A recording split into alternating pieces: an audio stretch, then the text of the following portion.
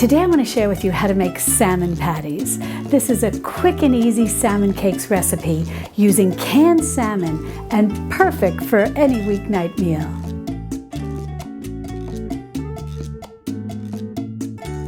Hi sweet friends, I'm Mary and welcome to Mary's Nest, where I teach traditional cooking skills for making nutrient-dense foods like bone broth, ferments, sourdough, and more. So if you enjoy learning about those things, consider subscribing to my channel. And don't forget to click on the little notification bell below. That'll let you know every time I upload a new video.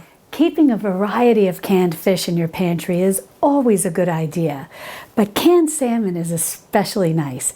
It's very versatile and it's very nutritious. You can make a dip with it, you can top salads with it, but my favorite way to prepare it is to make some delicious salmon patties. Now today, canned salmon can come in all different size cans, from as small as 5 ounces to the large can, which is about 14.75 ounces. So for this recipe, which is very forgiving, so don't worry about being exact, you're going to want something that's in the range of somewhere from 13 ounces or so up to about 15 ounces or so. So that will help you decide how many cans of salmon you're going to need. What I've got here are 2 7.5 ounce cans, so I'm going to have a total of 15 ounces of canned salmon. Well, I opened my first can of salmon and I've taken a picture and I'll overlay it so that you can see, but all that's in here is salmon and sea salt. And this is a wild caught salmon. And there is some oil sort of floating on the top. That's just what has naturally come out of the salmon, which is a fatty fish. It's very high in omega-3s that scientists tell us are very good for our health. But what I wanted to mention is that I buy the canned salmon that does contain the bones and the skin. You can eat the salmon bones. They'll just crush right in your hand. They're very soft. And the skin also contains a lot of nutrition. So I like to get my money's worth, so to speak, and buy the canned salmon that does contain that. However, skinless, boneless canned salmon is sold, and you can definitely use that in this recipe as well. Now, if you do buy the canned salmon with the skin and the bones intact, when you open the can, you're going to see the skin is right there, and the bones basically are just going to be able to be crushed very easily in your hands. And I'll overlay a picture so that you can see what I'm talking about, because some people worry, oh no, the bones, I might choke. No, they basically will just fall apart in your hands. Now I've got that second can in here, and I'm just breaking this up, just chunking it relatively gently into nice pieces. And as you'll see, I do add in all that liquid. I do not drain my salmon. You can, but I think there's nutrition in that, so I don't want to drain off that oil. Now we will be using 2/3 cup of breadcrumbs, and I find that works very well with the liquid that is in the can. If you decide to drain your canned salmon and not include the liquid, then you probably can cut back a little bit on the breadcrumbs, maybe take out just a few tablespoons. That's 2/3 cup. But don't worry about writing any of this down, because I'll have the printable recipe over on my website, same name as my channel here, Mary's Nest, and there'll be a link in the description underneath this video that'll take you right over to that recipe where you can print it out.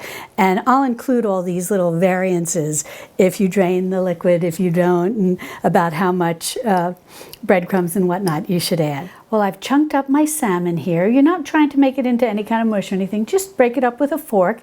I'll overlay a picture so that you can see this up close. But now what we're going to do is we're going to sprinkle the breadcrumbs on top. As I said, I've got 2/3 cup of breadcrumbs here. These are seasoned breadcrumbs. I like to use seasoned breadcrumbs. You can use plain breadcrumbs, you can use panko breadcrumbs, whatever you have. And you can even use your homemade breadcrumbs, which I like to use. And I made a video for that. It's very easy to do. You're basically whirling stale bread in a food processor or just mashing it up. But I'll link to that in the iCards. But in any event, if you want to add more than 2/3 cup, you can. You can add up to a cup of breadcrumbs in here, which can extend this meal and allow you to make a little extra in terms of the patty size when we go to make these. And that can help extend your food budget a little bit. And just adding that extra third cup of breadcrumbs really doesn't make these bready. It's going to be fine. So if you want to extend it, you definitely can. Next, what I've got here are 2 tablespoons of chopped green onions. You can use any kind of onion you have on hand. I just happen to have some green onions, so that's what I'm going to go with. You can use white onion, red onion. You can even use shallots if you have those.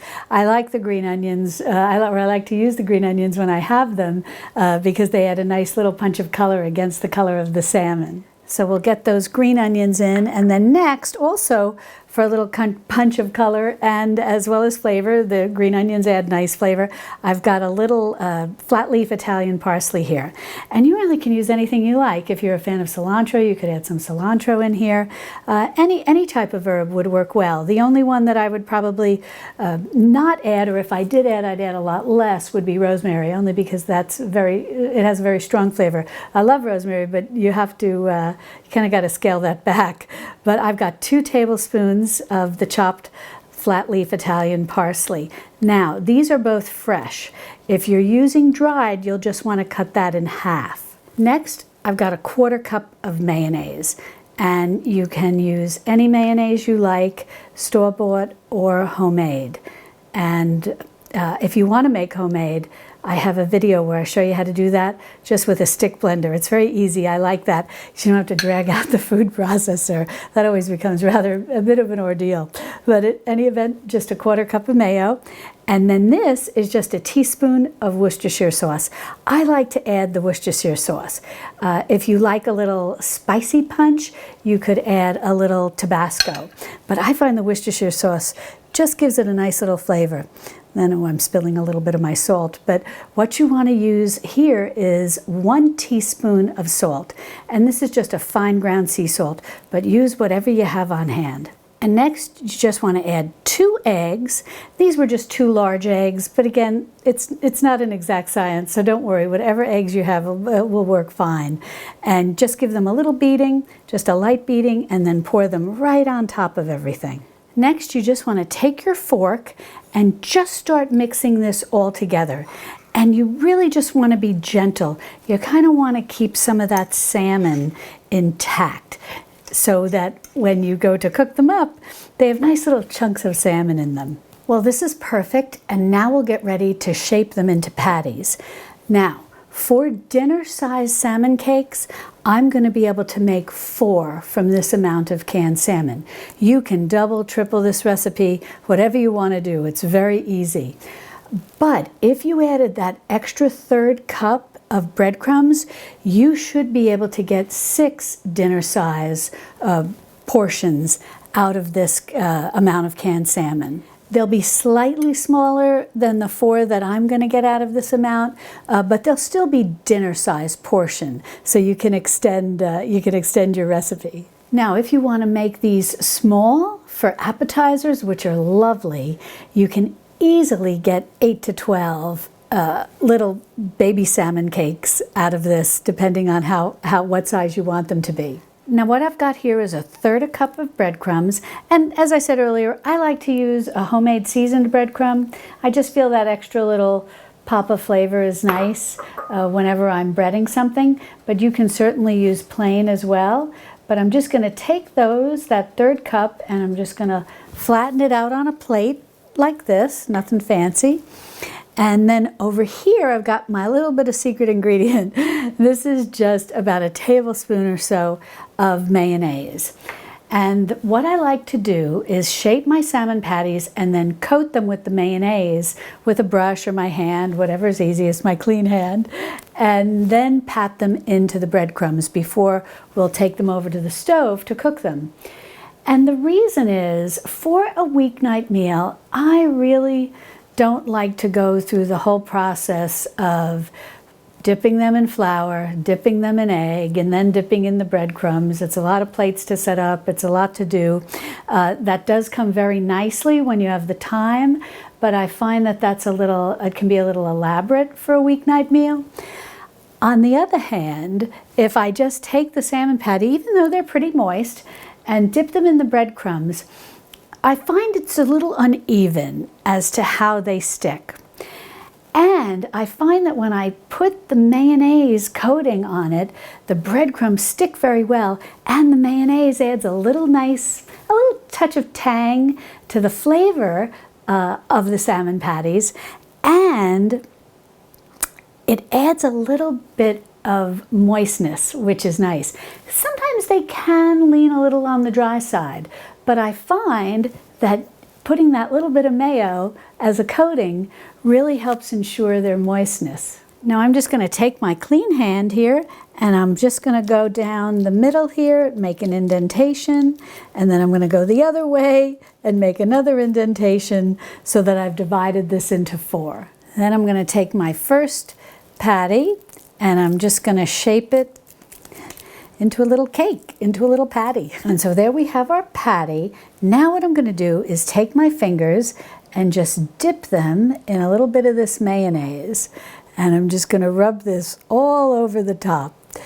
You could certainly use a pastry brush, but I find with my hands already covered with the salmon, this is just easier to do with my fingers. Then I'm just going to flip it over in my hand, and then I'm just going to take this side and gently tap around some mayonnaise. Now, ready to dip in the breadcrumbs.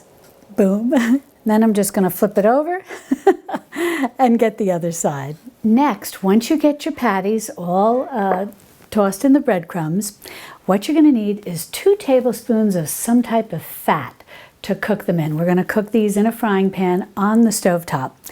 And I've got 2 tablespoons of ghee. It's a type of clarified butter. You could also use butter if you want, but you need to be a little careful because you don't want your salmon patties to burn. And sometimes the milk solids that are in butter can burn, but you can ameliorate that problem a little bit by doing a combination of oil and butter.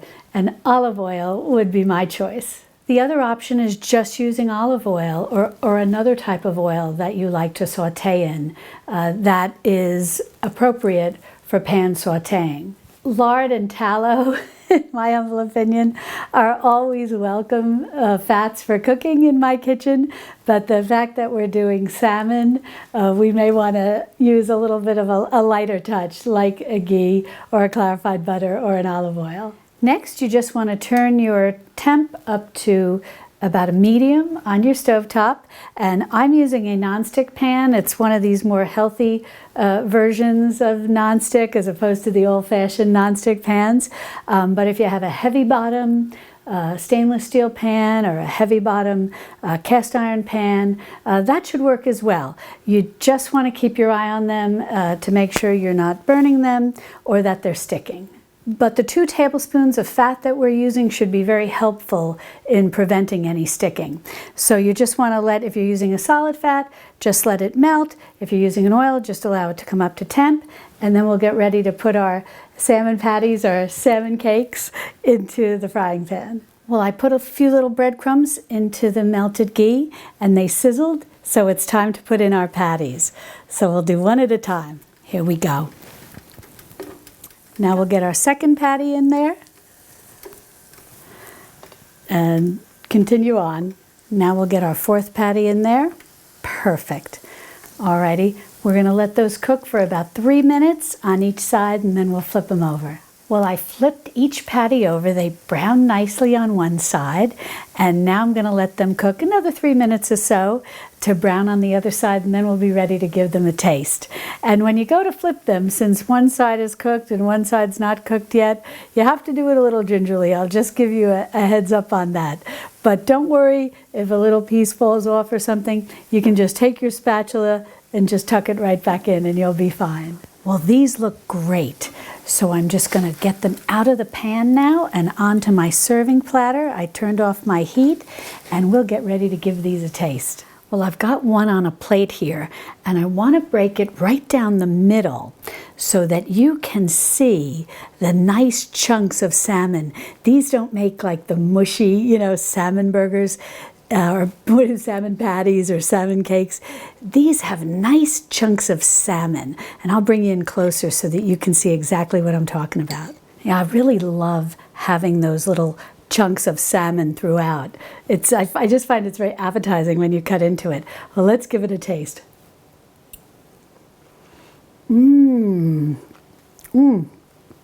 Oh, it's so flavorful. It's really delicious. For more quick and easy meal ideas using pantry staples, be sure to click on this video over here, and I'll see you over there in my Texas Hill Country kitchen. Love and God bless.